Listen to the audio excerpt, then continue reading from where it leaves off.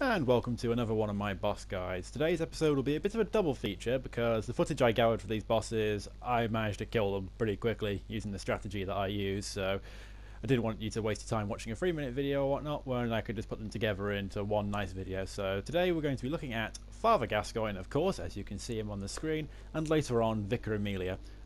They are the trinity of what I would call the first 3 starter bosses, because whilst obviously Vicar Amelia is not in the starting location, she is still one of the earlier bosses that you fight. But we should be looking at Father Gascoine. This fellow is in fact one of my favourite boss fights. He was such a cool boss fight to go up against on my first playthrough. Again, he was another boss fight that gave me trouble on my first playthrough, so for new players he can be a bit of an obstacle. He's like the cleric beast. However, this guy you have to beat to progress in the game. It's not like the cleric beast you can skip, you have to beat this fella. So let's get to him then, shall we?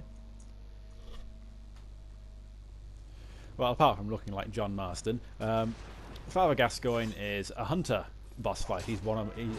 Like a lot of hunter boss fights, he is one of my favourites.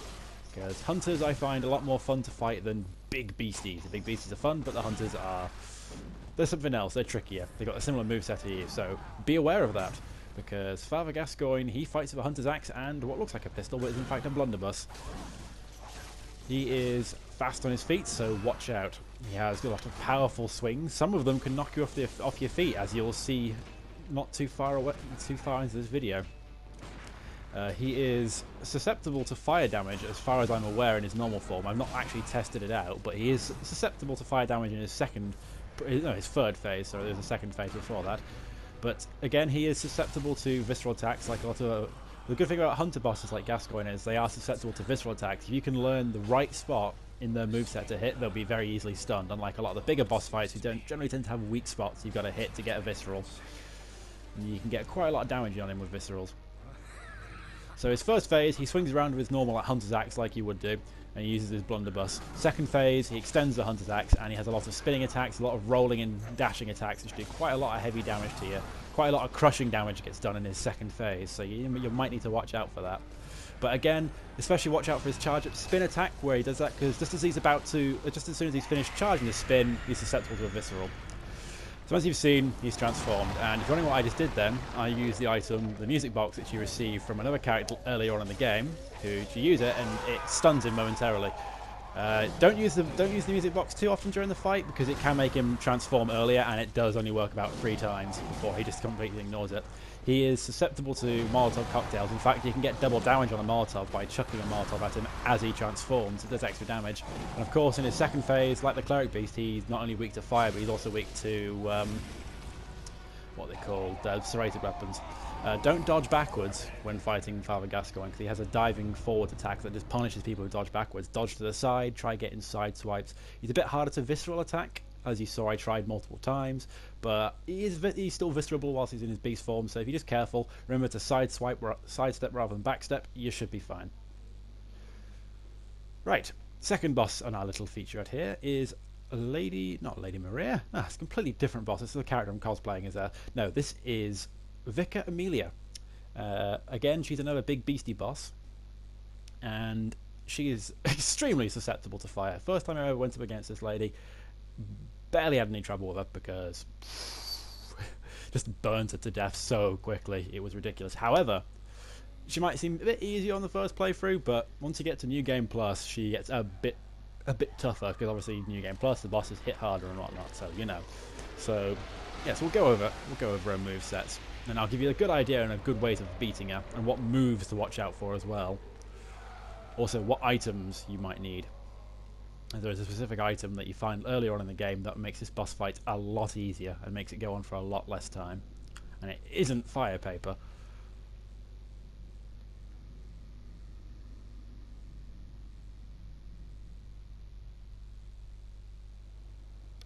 Yes, like I said, she's weak to fire, so as you see, VUM, I activate my fire paper. Oil urns can be effective as well, because obviously oil urns increase your fire damage, so that's a good thing to do. In her first phase, she's pretty aggressive. She's pretty much aggressive throughout most of the boss fight, to be honest, but she's just lots of leaping attacks, lots of slamming attacks, so don't stay too close to her for too long. She punishes someone who stays too close for far too long, because she's got a lot of reach on her side swipes, as you're about to see.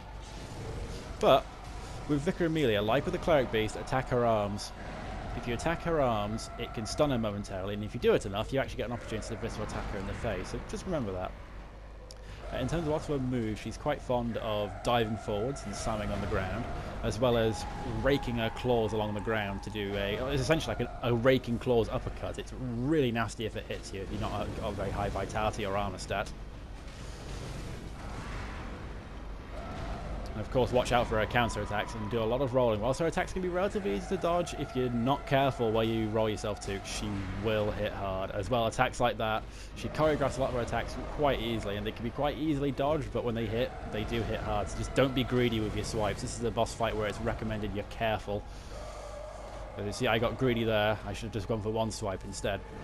And again, watch out for this attack, because that big pole of smoke that she creates is actually a projectile. It's not very long range, but it hurts like a bitch if it hits. The projectile hurts more than the actual double hand slam.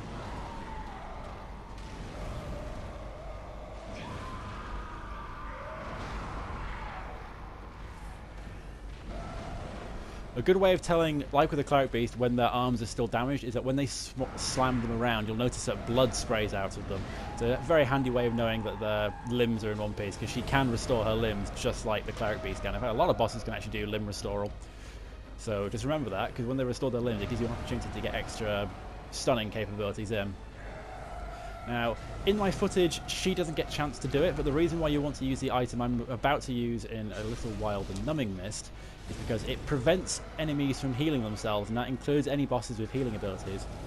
If you see Vicar and Amelia put her hands together and start to pray, it means that she's about to activate her healing ability, and you need to be you need to have a very good DPS to be able to counteract the amount of healing she does.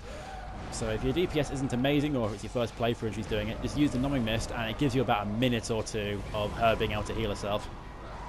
It also prevents her from doing limb restoration as well, so try and balance it out with preventing her from doing limb restoration. A good way of doing it is watch out for her when she's about to pray, then chuck it, but me personally, I just prefer the extra insurance and just chuck it at her anyway once she's below half hit points. Again, like I said, keep attacking your limbs, go in for the sides a lot, but don't get greedy, because you can get some decent visceral attack opportunities and you can do some decent limb damage.